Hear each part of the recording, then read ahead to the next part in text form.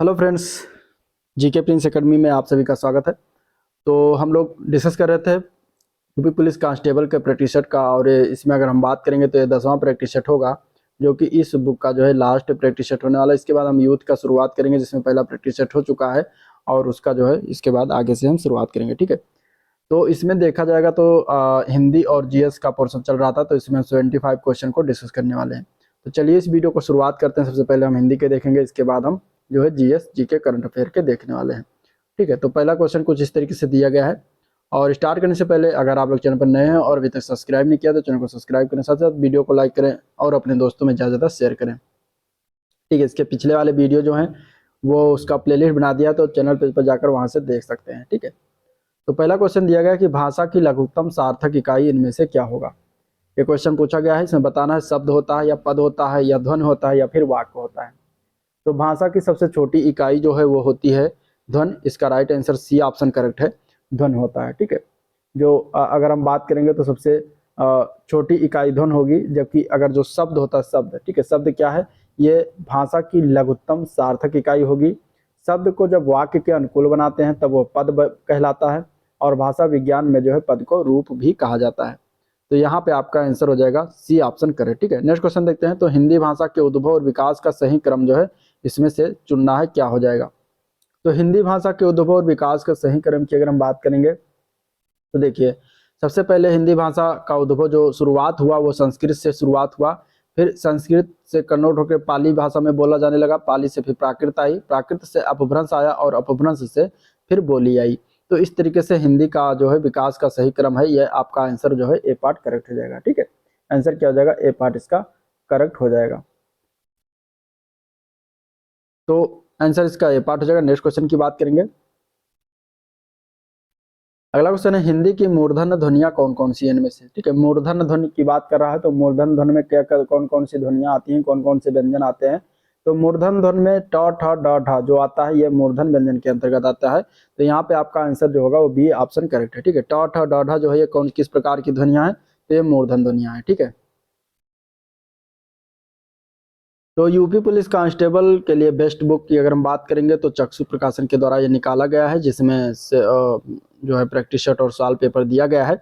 इस तरीके से इतना सवाल पेपर इसमें दिया गया है, और इसके अलावा इसमें 15 जो है प्रैक्टिस सेट प्रदान किया गया है। ठीक है, प्रोवाइड किया गया है। तो आप इस बुक को बाई कर सकते हैं। कुछ इस तरीके से क्वेश्चन को लिया गया है, साथ ही साथ इसके सोल्यूशन की अगर हम बात करेंगे तो इसके सोल्यूशन जो है बढ़िया डिटेल वाइज इसमें सारी चीज़ें बताई गई हैं। ठीक है, ये इस तरीके से देखिए सोल्यूशन इसमें प्रोवाइड किया गया है। और ये हो गया जो है सॉल्व पेपर। इसके बाद अगर हम देखेंगे तो इसमें प्रैक्टिस सेट की बात करें तो कुछ इस तरीके से प्रैक्टिस सेट इसमें बनाया गया। ठीक है, इस तरीके से क्वेश्चन इसमें लिए गए हैं, जो कि बेस्ट बुक बन सकती है, और इसको आप जो है बाई कर सकते हैं। इसका डिस्क्रिप्शन बॉक्स में इसका लिंक दिया गया है, वहाँ से आप जाकर जो है इसको खरीद सकते हैं, ले सकते हैं। ठीक है, इसके बाद इसमें 4 बुकें निकाली गई हैं चक्षु प्रकाशन के द्वारा, और इसमें 4 बुकें इस प्रकार है। ठीक है, ये है कांस्टेबल की जो 15 practice set plus solve paper, साथ ही साथ स्टडी गाइड को भी इसमें जारी किया गया है। इसके अलावा हिंदी, सामान्य हिंदी और जो है जीएस रीजनिंग के जो है बुक निकाली गई है। ठीक है, तो कॉम्बो पैक में आप इसको खरीद सकते हैं।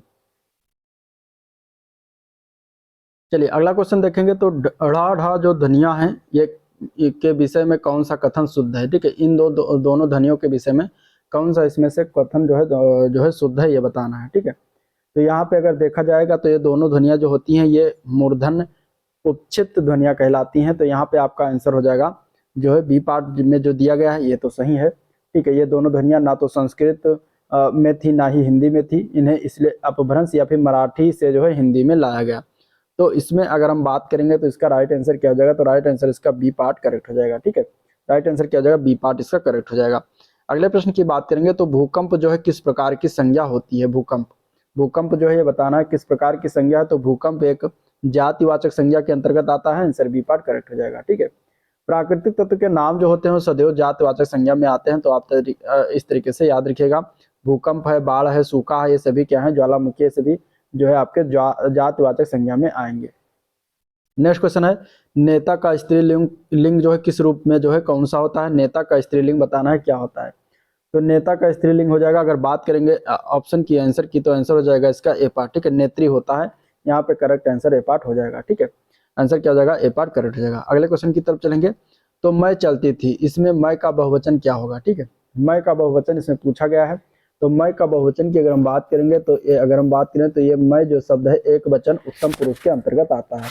ठीक है, तो यहाँ पे अगर देखा जाएगा तो इसका बहुवचन हो जाएगा हम। क्या हो जाएगा? हम हो जाएगा। ए पार्ट इसका करेक्ट हो जाएगा। और हम जो है ये उत्तम पुरुष होगा, तुम जो है एक वचन मध्यम पुरुष होगा, और वह जो है बहुवचन अन्य पुरुष सर्वनाम होते हैं। नेक्स्ट क्वेश्चन है, निम्नलिखित शब्दों में से जो शब्द विशेषण नहीं है उसका बताना है कि कौन सा इसमें से विशेषण नहीं है। तो इसमें से अगर देखा जाए तो सज्जन विशेषण शब्द है, दुर्जन भी विशेषण शब्द है, सुकुमार भी है, लेकिन मानस जो है विशेषण शब्द नहीं होता। तो यहाँ पे आपका आंसर जो हो जाएगा वो डी ऑप्शन करेक्ट हो जाएगा। ठीक है, चलिए नेक्स्ट क्वेश्चन देखते हैं। तो प्रतिदिन किस प्रकार का क्रिया विशेषण है? ठीक है, प्रतिदिन जो है एक शब्द है और यह शब्द जो है किस प्रकार का क्रिया विशेषण है? क्रिया विशेषण तो है लेकिन किस प्रकार का है? तो प्रतिदिन शब्द जो होता है ये काल अर्थात समय का ये बोध कराता है। ठीक है, तो यहाँ पे जो है ये कालवाचक क्रिया विशेषण हो जाएगा। आंसर इसका डी ऑप्शन करेक्ट हो जाएगा। ठीक है, आंसर क्या हो जाएगा? डी ऑप्शन करेक्ट हो जाएगा। चलिए अगले क्वेश्चन की तरफ बढ़ेंगे। अगला प्रश्न, निम्नलिखित वाक्यों में से अकर्मक क्रियार्थक वाक्य कौन सा है? ठीक है, अकर्मक क्रियार्थक वाक्य बताना है अगले क्वेश्चन में। तो इसमें देखा जाए तो बूंद बूंद से घड़ा भर जाता है, ये दिया गया है पहला ऑप्शन, ये अकर्मक क्रिया है। ठीक है, अकर्मक क्रियार्थक वाक्य है, तो यहाँ पे आपका आंसर हो जाएगा ए पार्ट। अकर्मक क्रिया वाले वाक्य जो होते हैं उसमें कर्म की अपेक्षा नहीं होती। कुछ क्रियाओं में सकर्मक तथा अकर्मक दोनों रूपों का प्रयोग होता है, जैसे कि घड़ा भरता है तो ये अकर्मक हो गया, और एक है कि माहरी घड़ा भरती है, तो वहां पे क्या हो जाएगा? ये सकर्मक हो जाएगा। ठीक है, तो आंसर आपका इसमें क्या हो जाएगा? ए पार्ट करेक्ट हो जाएगा। नेक्स्ट क्वेश्चन, माँ ने बाजार से कपड़ा खरीदा। अब जो रेखांकित शब्द किया हुआ है कपड़ा, इसका हमें कारक बताना है। ठीक है, इसमें किस प्रकार का कारक का प्रयोग किया गया है? तो माँ ने बाजार से कपड़ा खरीदा वाक्य में अगर रेखांकित कपड़ा में देखा जाएगा तो यहाँ पे कर्म कारक है। यहाँ पे आंसर इसका क्या हो जाएगा? सी ऑप्शन करेक्ट हो जाएगा। ठीक है, क्योंकि कपड़ा का संबंध किससे है? कपड़ा का संबंध जो है वो कर्म से है, तो यहाँ पे आपका आंसर सी ऑप्शन राइट हो जाएगा। नेक्स्ट क्वेश्चन की तरफ चलेंगे। वो आई हो तो मेरी चिट्ठी उसे दे देना, ये कौन सा काल है? ये किस प्रकार के काल में यह वाक्य कहा गया है? तो वो आई हो तो मेरी चिट्ठी उसे दे देना, यह जो है वाक्य संभाव्य वर्तमान काल का उदाहरण है। संभाव्य वर्तमान काल का उदाहरण है। यहाँ पे आंसर इसका बी ऑप्शन करेक्ट हो जाएगा।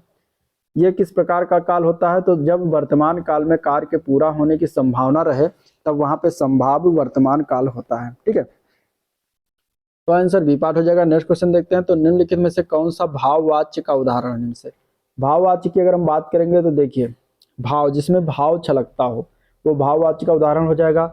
तो इसमें देखा जाएगा, मैंने पुस्तक पढ़ी जाती है, आम खाया जाता है, धूप में चला नहीं जाता। तो अगर हम डी पार्ट देखते हैं, धूप में चला नहीं जाता, तो इसमें एक भाव झलक रहा है, तो यहाँ पे आंसर डी ऑप्शन हो जाएगा। ठीक है, जहाँ पे भाव की प्रधानता का बोध हो वहां पे भाववाच्य होता है। नेक्स्ट क्वेश्चन है, आहा आप आ गए। इस वाक्य में आहा शब्द जो है ये किस प्रकार का शब्द है ये बताना है। ठीक है, तो इस वाक्य में आहा शब्द की अगर हम बात करेंगे तो ये अव्यय है। आंसर इसका सी ऑप्शन करेक्ट हो जाएगा, अव्यय। और एक किस प्रकार का अव्यय? तो विस्मयादि बोधक अव्यय का जो है भेद होता है। ठीक है, तो आंसर सी ऑप्शन करेक्ट हो जाएगा इसका। नेक्स्ट क्वेश्चन की तरफ चलेंगे। तो निम्नलिखित में से गीध का तत्सम रूप कौन सा होगा? ठीक है, गीध जो दिया गया इसका तत्सम, गीध क्या है? ये तद्भव रूप है। इसका तत्सम रूप क्या होता है? तो गीध का तत्सम होता है गृध्र।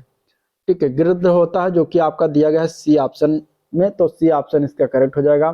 ठीक है, आपका आंसर क्या हो जाएगा? सी ऑप्शन इसका करेक्ट हो जाएगा। जबकि जो गर्दभ दिया गया है, गर्दभ जो है ये किसका तद्भव है? ये किसका तत्सम है? इसका तद्भव होता है गधा, तो गधा का तत्सम है गर्दभ। ठीक है, ये याद रखिएगा। नेक्स्ट क्वेश्चन, निम्नलिखित में से तद्भव शब्द इनमें से कौन सा है? तद्भव शब्द की अगर हम बात करेंगे इसमें तो अग्नि पुष्प शलाका, ये तीनों जो है तत्सम है, लेकिन 14 क्या है? तद्भव शब्द है। तो यहाँ पे आपका आंसर डी ऑप्शन हो जाएगा। 14 का तत्सम होता है चतुर्दश। क्या होता है? चतुर्दश होता है, तो यहाँ पे आपका आंसर हो जाएगा डी ऑप्शन करेक्ट। ठीक है, अगला क्वेश्चन है, पक्षी शब्द का पर्यायवाची क्या होगा? ठीक है, पक्षी शब्द का पर्यायवाची क्या है ये बताना। पक्षी शब्द का पर्यायवाची होता है द्विज। क्या होता है? द्विज होता है। यहाँ पे आंसर बी ऑप्शन हो जाएगा। इसके अलावा विहग भी पक्षी शब्द का पर्यायवाची होता है। विहग और विहंग ये दोनों पक्षी शब्द का पर्यायवाची होता है।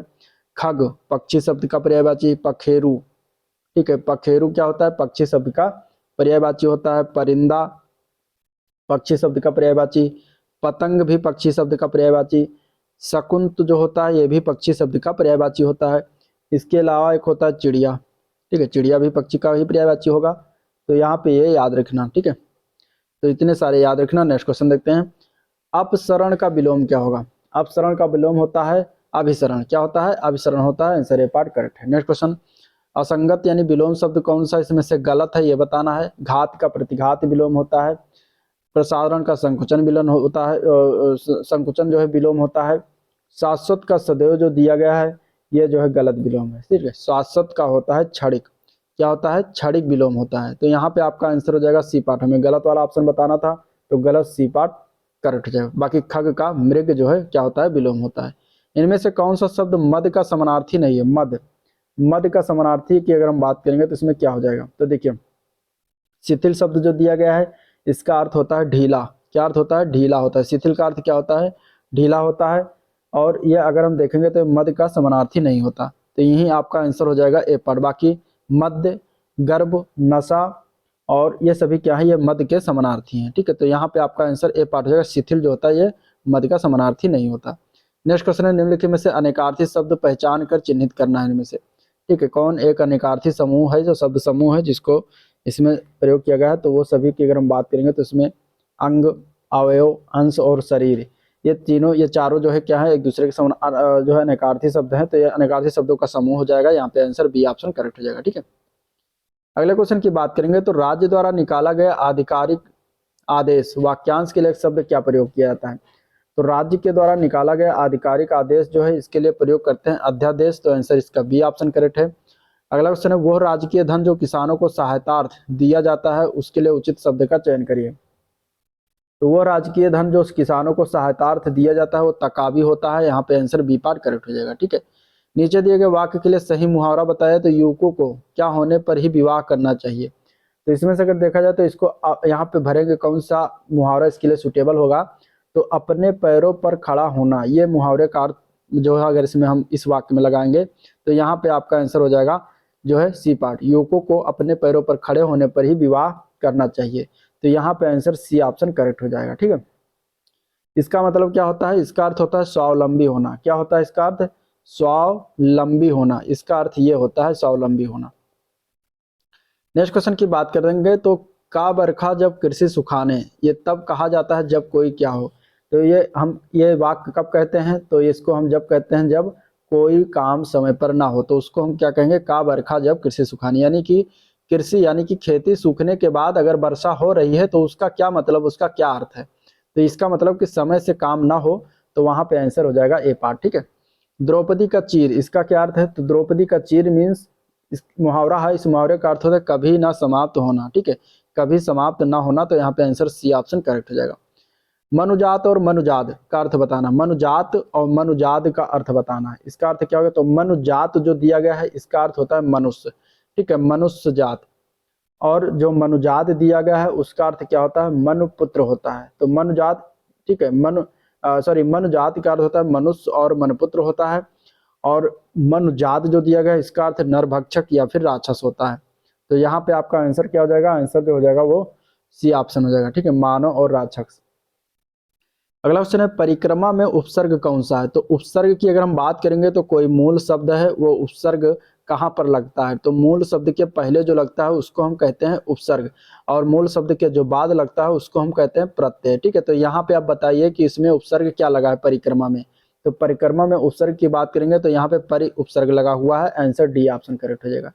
इससे निर्मित अन्य शब्दों की अगर हम बात करें तो परिजन होता है, परिणाम है, परिमाण है, परिपूर्ण है, ये सभी क्या है? परि उपसर्ग से बने हुए अन्य शब्द हैं। ठीक है, तो यहाँ पे आंसर हो जाएगा डी ऑप्शन। नेक्स्ट क्वेश्चन की बात करेंगे, आहट, आवट, आस आदि किस प्रकार के तद्धित प्रत्यय हैं? ये तीनों शब्द जो है किस प्रकार के तद्धित प्रत्यय होते हैं? तद्धित प्रत्यय, तो ये तद्धित प्रत्यय मतलब क्या होता है? तद्धित में होता है मूल शब्द के बाद में लगा होना। तो तद्धित प्रत्यय इसमें अगर देखा जाए तो आहट, आवट, आस, ये तीनों जो है भाववाचक तद्धित प्रत्यय होता है। तो यहाँ पे आपका आंसर सी ऑप्शन हो जाएगा। ठीक है, इसके अलावा अन्य भाववाचक भी तद्धित प्रत्यय, जैसे कि इसके अलावा बड़ा आ हो गया, ठीक है, आरा हो गया। आरा के अलावा अगर देखेंगे तो आन है, एरा है, ठीक है, औती है, ये सभी जो होते हैं ये क्या होते हैं? और पन, ये सभी जो है तद्धित प्रत्यय, भाववाचक तद्धित प्रत्यय होते हैं। तो ये भी याद रखिएगा। नेक्स्ट क्वेश्चन, अन्यान्य, अन्यान्य शब्द का संधि विच्छेद बताना। अन्यान्य शब्द जो है उसका संधि विच्छेद बताइए। तो अन्यान्य का अगर हम संधि विच्छेद करेंगे तो इसका संधि विच्छेद हो जाएगा अन्य प्लस अन्य, जो कि बी पार्ट में दिया गया है।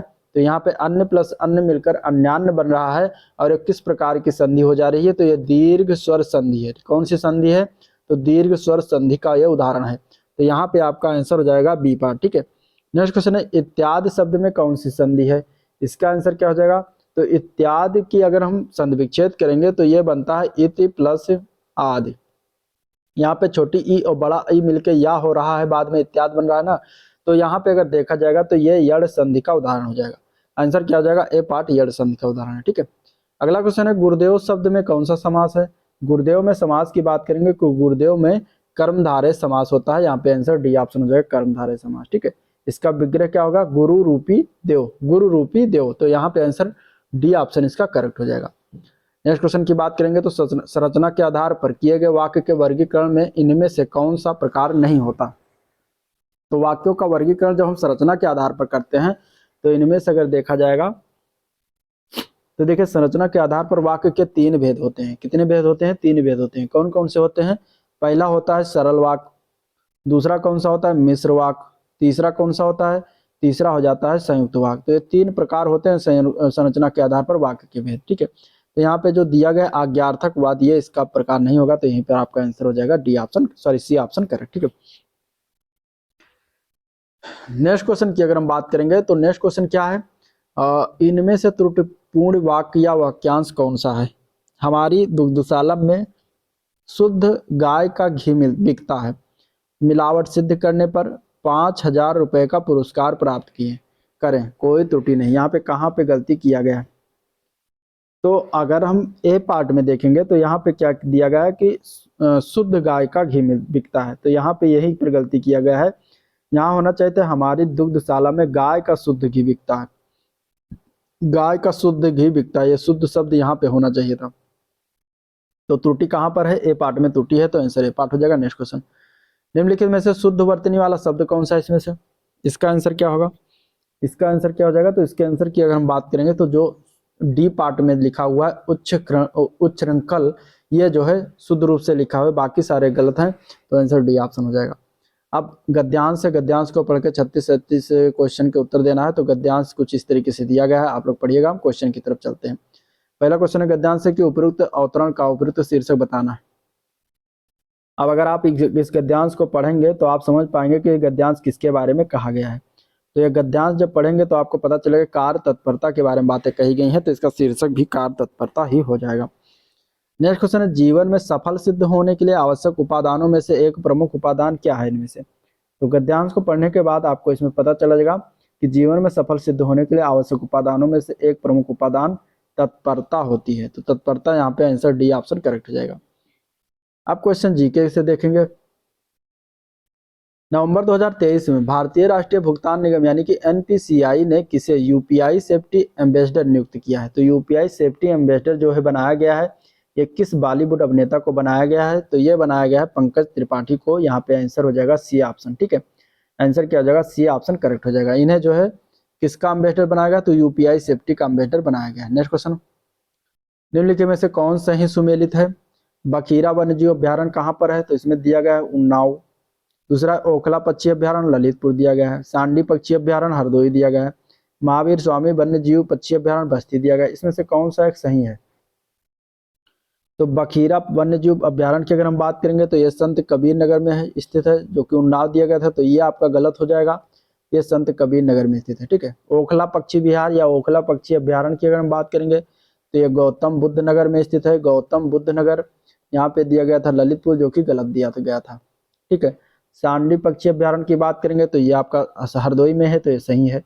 महावीर स्वामी वन्य जीव अभ्यारण्य, महावीर स्वामी वन्य जीव अभ्यारण्य जो है ये कहाँ पड़ेगा, ये ललितपुर में पड़ेगा। कहाँ पड़ेगा, ललितपुर में। तो यहाँ पे आपका जो सही ऑप्शन था वो सी ऑप्शन था। ठीक है, नेक्स्ट क्वेश्चन है उत्तर प्रदेश की सर्वाधिक लंबी नहर प्रणाली कौन सी है। तो सबसे लंबी नहर प्रणाली उत्तर प्रदेश की जो है उसका नाम क्या है, ये बताना है।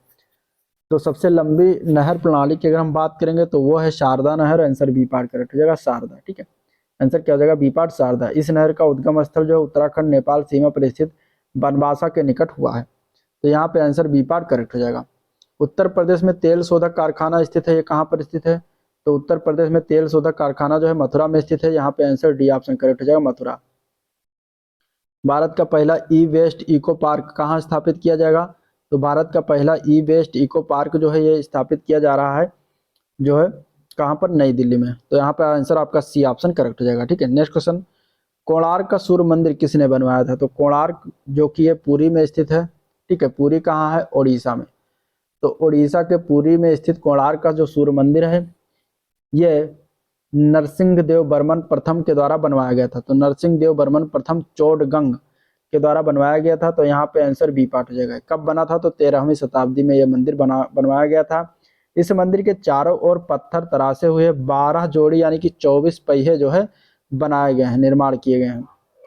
और सूर्य के रथ का पूरा आभास देने के लिए चबूतरे के सामने जो सीढ़ियां हैं उनमें 7 अश्व की स्वतंत्र मूर्तियां लगी हुई हैं, मानो कि वह सातों घोड़े रथ को खींच रहे हैं, ठीक है। कोणार्क के सूर्य मंदिर को काला पैगोड़ा भी कहा जाता है। नेक्स्ट क्वेश्चन है, किस रंग के प्रकाश की तरंगदैर्घ्य जो होती है वो सबसे कम होती है? तो अगर हम बात करें लाल रंग की, तो लाल रंग की प्रकाश की तरंगदैर्घ्य जो होती है सबसे अधिक होता है, ठीक है। और बैगनी रंग की प्रकाश की तरंगदैर्घ्य जो होती है वो सबसे कम होती है। तो आंसर बी पार्ट करेक्ट हो जाएगा। अगला क्वेश्चन है, मानव शरीर संरचना में कौन सी दूसरी सबसे बड़ी ग्रंथि होती है? तो मानव शरीर संरचना में जो है यकृत जो है सबसे बड़ी ग्रंथि होती है। पहली बात, पहले नंबर पर यकृत आएगी। और दूसरी जो सबसे बड़ी ग्रंथि होती है वो होती है अग्न्याशय, जिसको हम पैंक्रियाज कहा जाता है। तो अग्न्याशय जो दूसरी सबसे बड़ी ग्रंथि होती है, ठीक है। तो यहाँ पे आंसर आपका सी पार्ट करेक्ट हो जाएगा। नेक्स्ट क्वेश्चन है, 18वीं उत्तर प्रदेश विधानसभा में कुल महिला सदस्यों की संख्या कितनी है? तो 18वीं उत्तर प्रदेश 2022 में जो हुआ विधानसभा में, उसमें कुल महिलाओं की संख्या टोटल 47 है। तो यहाँ पे आंसर बी पार्ट करेक्ट हो जाएगा। नेक्स्ट क्वेश्चन है, धर्म आदि के आधार पर विभेद का प्रतिषेध, यानी भारत के संविधान का अनुच्छेद 15 एक मूल अधिकार है जिसे इसके अधीन वर्गीकृत किया जाएगा।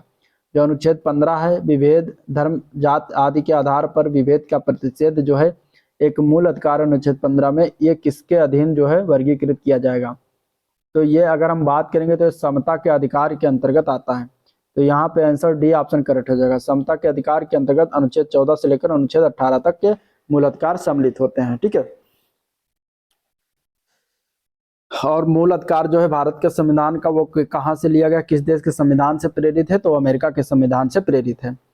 अगले क्वेश्चन की बात करेंगे तो उत्तर प्रदेश किस शहर में पागल बाबा मंदिर है? इंपॉर्टेंट क्वेश्चन है। पागल बाबा मंदिर जो उत्तर प्रदेश के किस जनपद में स्थित है? तो ये स्थित है वृंदावन में। कहाँ पर स्थित है? मथुरा के वृंदावन में, ठीक है। ये मंदिर 9 मंजिल का है, वृंदावन में स्थित मंदिर है, ठीक है। नेक्स्ट क्वेश्चन, स्कर्वी रोग किस विटामिन की कमी से होता है? स्कर्वी रोग जो होता है जिसमें ओंठ आपके फटने लगते हैं वो स्कॉर्बिक एसिड के नाम से इसको जानते हैं। और इसको अगर हम बात करेंगे तो विटामिन सी की कमी से होता है, इसको स्कॉर्बिक एसिड कहा जाता है। तो यहाँ पे आपका आंसर होगा डी ऑप्शन करेक्ट हो जाएगा।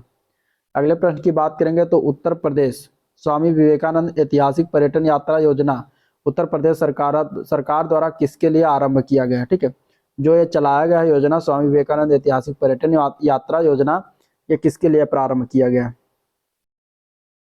तो ये प्रारंभ किया गया है मजदूरों के लिए। यहाँ पे आंसर डी ऑप्शन करेक्ट हो जाएगा, ठीक है। नेक्स्ट क्वेश्चन की बात करेंगे तो निम्नलिखित अंगों में से कौन सा अंग पित्त रस का स्राव करता है? पित्त रस कहाँ से निकलता है? तो पित्त रस जो निकलता है वो यकृत से। आंसर डी ऑप्शन करेक्ट है, यकृत से निकलता है। पित्त रस जो है पित्ताशय में ही संचित होता है। ये हमारे शरीर के पाचन तंत्र में महत्वपूर्ण भूमिका निभाता है, ठीक है। लेकिन ये निकलता कहाँ से है? तो यकृत से निकलता है और ये पित्ताशय में जो है जाके संचित होता है, इकट्ठा होता है। नेक्स्ट क्वेश्चन, चालुक्य वंश का सबसे महान शासक कौन था? इसका आंसर क्या हो जाएगा? तो चालुक्य वंश का सबसे महान शासकों की अगर हम बात करेंगे तो पुलकेशिन जो द्वितीय था, ठीक है। ये क्या था? चालुक्य वंश के शासकों में से सबसे सर्वाधिक योग्य और शक्तिशाली राजा था। इसने 610 ईस्वी से लेकर 642 ईस्वी तक जो है शासन किया था और इसकी उपलब्धियों का विवरण जो है हमें ऐहोल अभिलेख से प्राप्त होता है। तो यहाँ पे आंसर हो जाएगा C option correct. Next question, Uttar Pradesh में होली के त्योहार पर लठमार होली जो मनाई जाती है वो कहाँ पर मनाया जाता है? तो लठमार होली का संबंध जो है बरसाना से है। यहाँ पे आंसर जो हो जाएगा ए ऑप्शन करेक्ट हो जाएगा, ठीक है। कहाँ से है संबंध? तो इसका संबंध आ जाता है बरसाना से।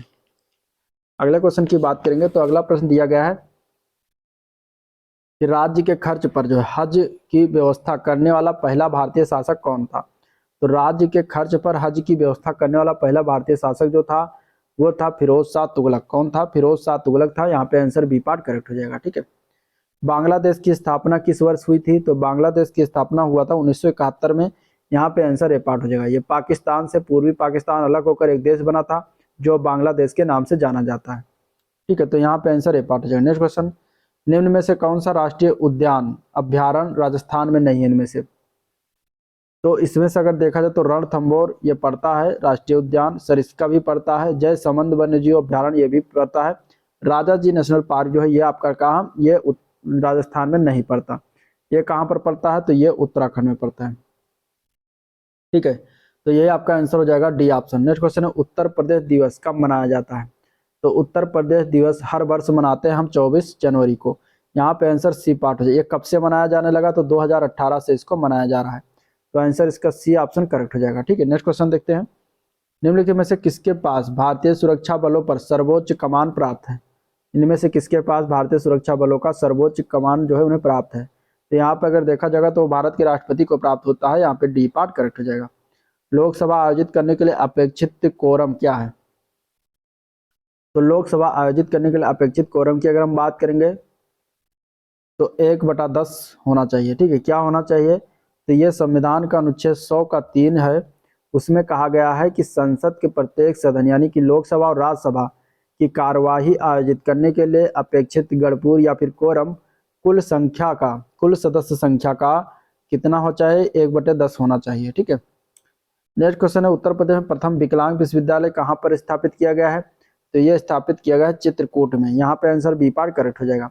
जगत गुरु रामभद्राचार्य दिव्यांग विश्वविद्यालय की स्थापना कब किया गया? 2001 में।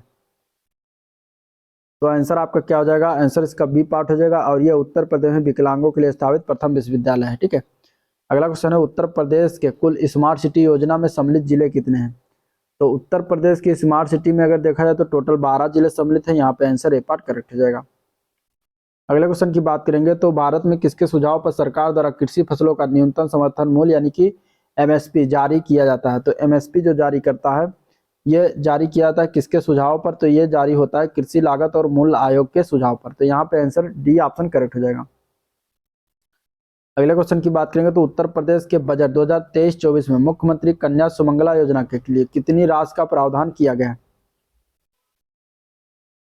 तो मुख्यमंत्री कन्या सुमंगला योजना के लिए अगर देखा जाए तो 1050 करोड़ रुपए का जो है प्रावधान किया गया 2023-24 में। आप लोग कमेंट करके बताया कि मुख्यमंत्री कन्या सुमंगला योजना की शुरुआत कब किया गया था उत्तर प्रदेश में। यहाँ पे जो बजट का प्रावधान किया गया है वो 1050 करोड़ रुपए का प्रावधान किया गया है। नेक्स्ट क्वेश्चन है, एकाधिकार शब्द किससे संबंधित है? तो एकाधिकार उस स्थिति को कहते हैं जब उद्योग के संचालन में एक ही फर्म होती है। तो एकाधिकार की स्थिति विशेष तौर से पूंजीवाद की विशेषता होती है। तो पूंजीवाद से संबंधित होता है। तो यहाँ पे आंसर ए पार्ट करेक्ट हो जाएगा। उत्तर प्रदेश वित्तीय निगम की स्थापना कब हुई थी? तो उत्तर प्रदेश वित्तीय निगम की स्थापना किया गया था 1954 में। कब किया गया था? 1954 में। तो यहाँ पे आंसर हो जाएगा डी ऑप्शन करेक्ट। ठीक है, डेंगू बुखार किस रोग वाहक का संचरित होता है? किस रोग वाहक द्वारा संचरित होता है?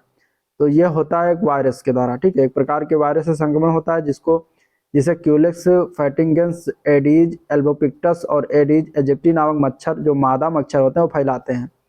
ठीक है, ये अचानक रूप से महामारी के रूप में फैलता है। तो यहाँ पे इसमें अगर देखा जाएगा तो एडीज एजिप्टी दिया गया ना, तो यहाँ पे आंसर इसका क्या हो जाएगा? ए पार्ट करेक्ट हो जाएगा।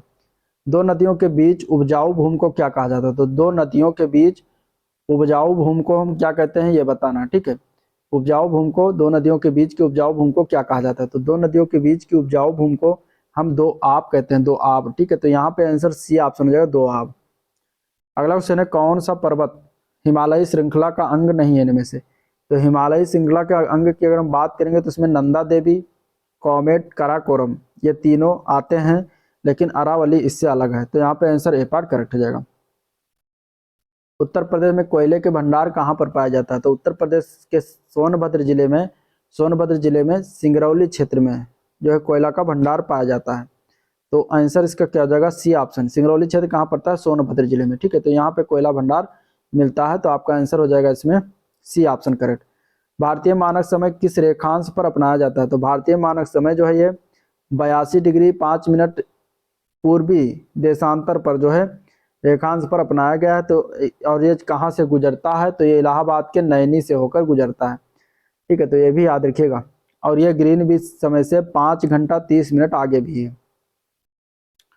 अगले क्वेश्चन की बात करेंगे तो भारत में सिविल सर्विस का सूत्रपात निम्न में से किसने किया था? तो सिविल सर्विस का सूत्रपात की अगर हम बात करेंगे तो कार्नवालिस था, जिसके द्वारा ये किया गया था। ठीक है, तो यहाँ पे आंसर बी पार्ट करेक्ट हो जाएगा। ठीक है, प्रधानमंत्री राष्ट्रीय बाल पुरस्कार 2022 से सम्मानित उत्तर प्रदेश के कौन से इसमें से खिलाड़ी जो है शामिल हैं? तो प्रधानमंत्री राष्ट्रीय बाल पुरस्कार 2022 में सम्मानित उत्तर प्रदेश के बच्चों में अभिनव कुमार चौधरी आते हैं। ठीक है, सामाजिक सेवा के लिए इन्हें दिया गया है। चंदारी सिंह चौधरी हैं, जिन्हें खेल के लिए दिया गया, और जिया राय हैं, जिन्हें जो है इनको भी खेल के लिए प्रदान किया गया। तो आंसर हो जाएगा डी पार्ट, उपयुक्त सभी आते हैं। ठीक है, फिर है बांग्लादेश। यहाँ पे बांग्लादेश लिखा हुआ है। बांग्लादेश मुक्ति दिवस, बांग्लादेश मुक्ति दिवस कब समाप्त हुआ? बांग्लादेश मुक्ति युद्ध, सॉरी, बांग्लादेश मुक्ति युद्ध कब समाप्त हुआ ये बताना। तो बांग्लादेश मुक्ति युद्ध जो है 16 दिसंबर 1971 को समाप्त हुआ था। तो यहाँ पे आंसर आपका डी ऑप्शन करेक्ट हो जाएगा। ठीक है, ये कब समाप्त हुआ? तो ये समाप्त हुआ था डी ऑप्शन 16 दिसंबर 1971 को। 16 दिसंबर 1971 को पाकिस्तानी सेना के लेफ्टिनेंट जनरल ए के नियाजी ने भारतीय पूर्वी कमांड के GOC in chief lieutenant general Jagjit Singh Arora के समक्ष जो है आत्मसमर्पण कर दिया था। कितने सैनिकों ने? तो पाकिस्तानी 93,000 पाकिस्तानी सैनिकों ने जो है समर्पण किया था। ठीक है, तो ये था ओवरऑल वीडियो जिसको हम लोगों ने देखा। इसकी अगर वीडियो पसंद आया तो लाइक करिए, चैनल को सब्सक्राइब नहीं किया अभी तक तो सब्सक्राइब करना मत भूलिएगा, साथ ही साथ अपने दोस्तों में शेयर भी कर दीजिएगा। ठीक है, तो चलिए आज का वीडियो पर एंड करते हैं, मिलते हैं नेक्स्ट वीडियो में। तो आज के लिए इतना ही, थैंक यू।